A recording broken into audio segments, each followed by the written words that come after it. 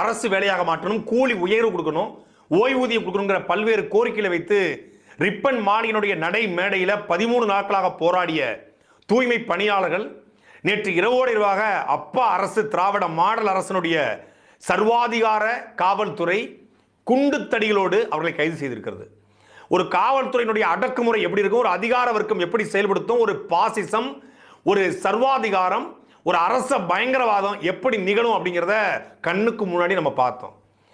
இதே போலதான் 70 ரூபாயிலிருந்து 100 ரூபாய் கூலி உயர்வு கேட்ட மாஞ்சோலை தேயில தோட்ட தொழிலாளர்களை கலைஞர் கருணாநிதியின் அரசு 1999ஆம் ஆண்டு நசுக்கி எரிந்தது.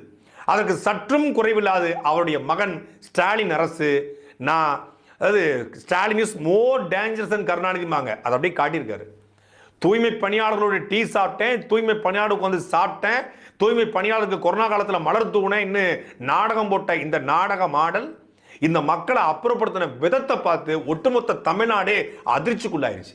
பெண் தொழிலாளர் இருக்காங்க இல்லையா, அவங்கள கொண்டு போய் கைது பண்ணி போற வழியிலே அடிச்சு அவமானப்படுத்தி ஆபாச வார்த்தைகளில் பேசி, இன்ன வார்த்தையும் கிடையாது, அவங்களுடைய ஆடைகளை கிழித்து, எல்லாத்தையும் தாண்டி அந்த போராட்டத்துக்கு